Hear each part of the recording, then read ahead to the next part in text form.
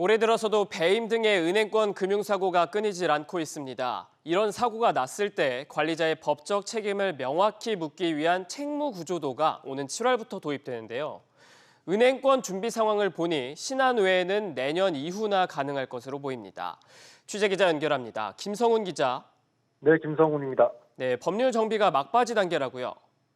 네, 금융위원회는 지난 24일부터 6일간 책무구조도 도입을 골자로 한 금융사 지배구조법 시행령 개정안에 대한 제2법 예고에 들어갔습니다.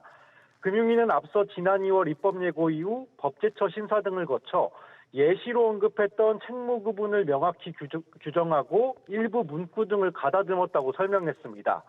책무구조도는 쉽게 말해 금융사 임원이 책임져야 하는 내부 통제 대상 업무와 범위를 금융서가 정리하도록 한 건데요. 금융사고 발생 시 CEO까지 책임 소재를 분명히 해 내부 통제를 강화하기 위한 취지입니다.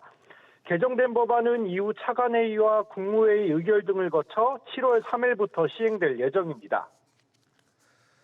은행들도 준비에 뒤따르고 있습니까?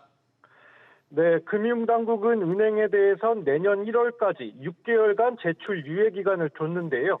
주요 은행 중에선 신한은행이 속도를 내고 있는 상황입니다.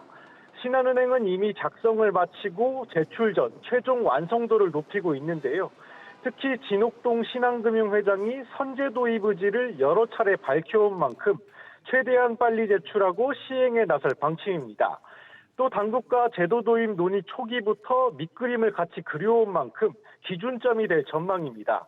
최근 배임 사고가 잇따른 농협은행은 컨설팅 업체와 내부 업무 절차 파악에 나서는 등 아직은 초기 단계에 있고요.